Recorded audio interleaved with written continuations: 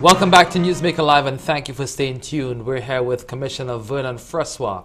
In a little while, we'll begin to take your calls so that you can ask the new police commissioner the questions that you always wanted to ask. Also, just make some comments as we go through this program. So we'll open the lines up in about 5 minutes, but we have a couple of issues to discuss before we get into the phone calls. The first one, budget. The Prime Minister presented his estimates of revenue and expenditure. The appropriations bill, he presented that yesterday. And in there is $11.8 million allocated for national security.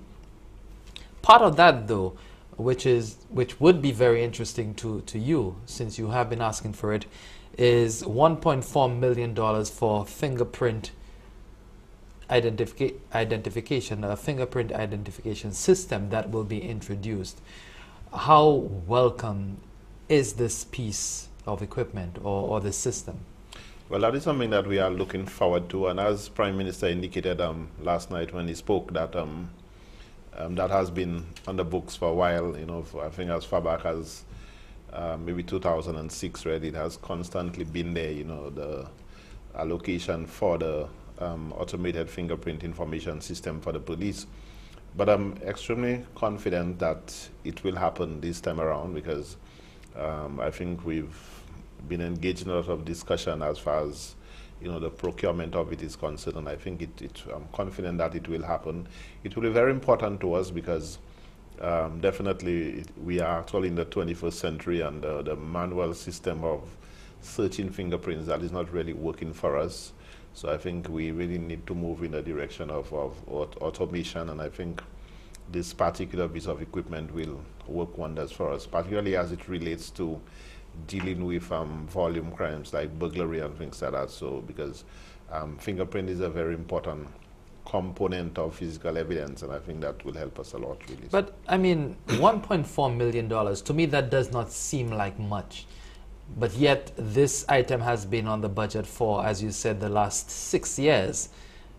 Weren't the police pushing for this to happen, for an automated system, an electronic system where criminals can be identified easily, and you get a higher prosecution rate?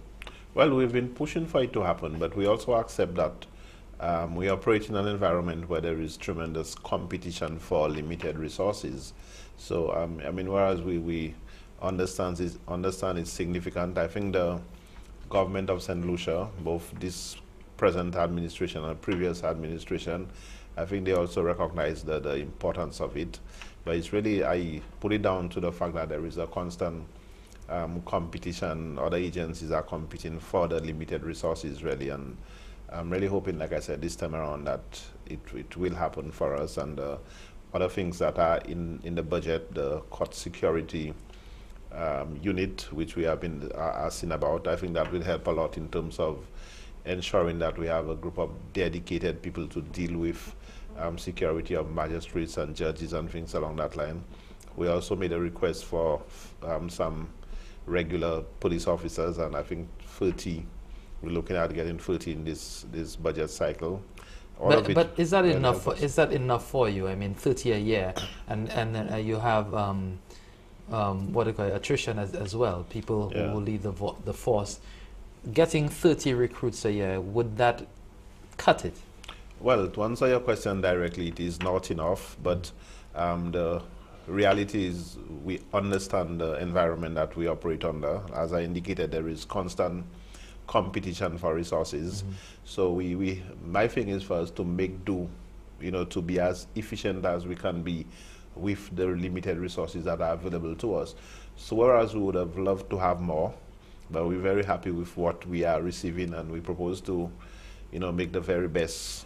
And if we look at ways and means of improving efficiency, so I think that will help in terms of making better use of the resources that we have. So it's always a case for more, but I think the focus is really to make the best of what we have. Now, I want to touch on a very controversial and probably sensitive area. Some time ago, a top police officer's visa was revoked, according to the information that we got. And you came out publicly and openly and said that the government needs to deal with that issue because it is affecting the police force, it is affecting the morale of your police officers. What is the latest with that situation? Has that situation been dealt with, and is there some, you know, a final word on it? Well, I think, as I indicated when I spoke about it, that is something for the government to deal with, and it is kind of outside of the control of the police department based on the provisions of the Constitution.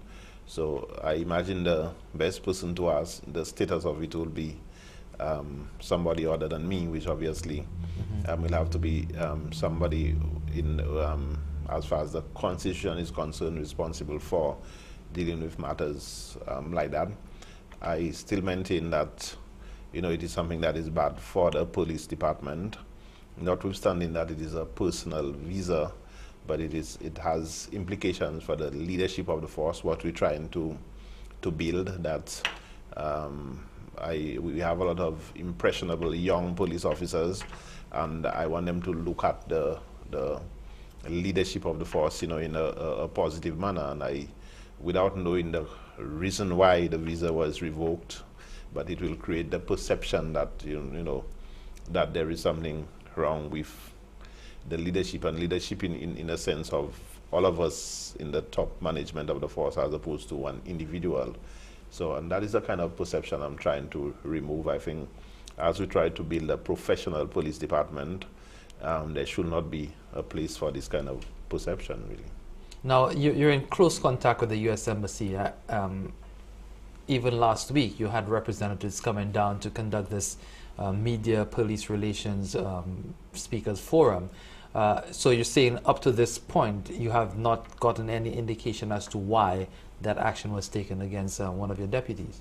No, I do not have any indication. I think it's a matter of a personal visa, and I think the embassy is clear on how they deal with personal visas, how they deal with diplomatic visas and things along that line. And I'm not sure that they are in the business of discussing somebody's personal visa with other individuals. And I mean, that's a subject area that we have not discussed, and I have not, it has been, nobody has offered to tell me the reason for the revocation, and there have not been any discussion along that line. Really. But surely, I mean, Commissioner, there is the government that would have to deal with the larger implications, because you have no disciplinary control, but you have expressed some level of discomfort with what is going on. How would that allow you to deal with that officer, knowing that you cannot discipline him, probably, but in terms of the responsibilities that you assign to him, how does that operate?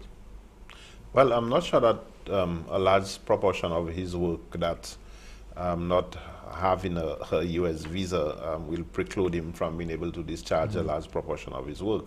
I'm just more looking at it from the standpoint of the, as I said, the perception of the public, the perception of other police officers as it relates to the leadership of the force. That is the main area of concern to me.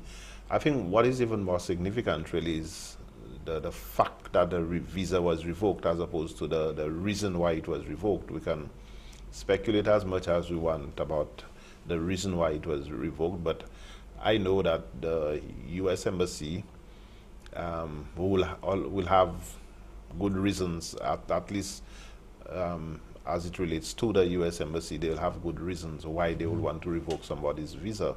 So I think the fact that a visa is revoked, I think it's significant, and that is something that I guess we need to deal with. But I think if the officer is within the environment of the police department, and there are a lot of things that he can do that will not impact directly on the requirement for a U.S. visa. Well, I mean, I'm not only talking about the requirement for him to travel or whatever, but the requirement, I mean, because the police force handles sensitive information, and we not knowing the reason for the U.S. action, you know, we can only speculate.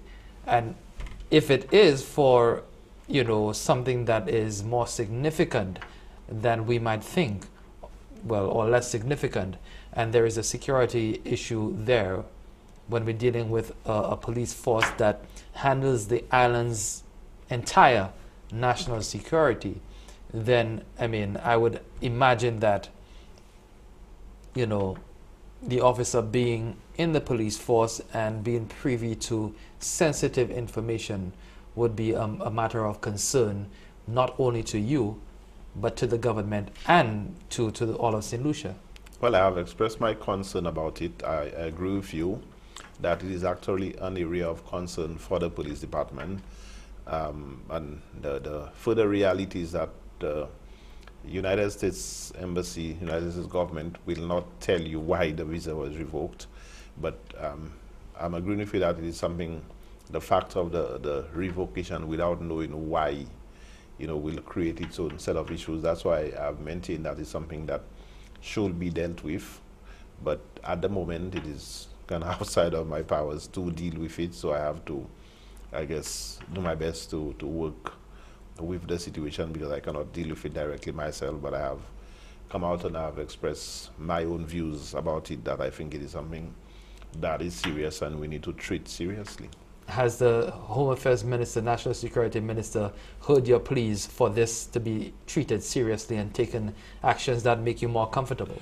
Well, I have spoken to him about it. I have the same points I'm raising here. I think I have articulated it.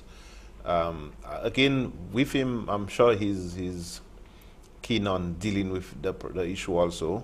But again, I suppose as a government and even within the police department, we need to ensure that things are done properly. Sometimes you rush to do things and you not do it the right way. And I know my minister in particular, he's somebody who's keen on ensuring that things are done the right way. And I'm sure it's something that has occupied his attention, and I'm sure something that, you know, ways and means have been devised, if it has not been to deal with the particular situation. Commissioner Vernon Francois on Newsmaker Live this evening. We want you to stay tuned because we'll take a break right now. As soon as we come back, we'll be opening up the lines to call. So stay with us. Newsmaker Live will continue right after this very short break.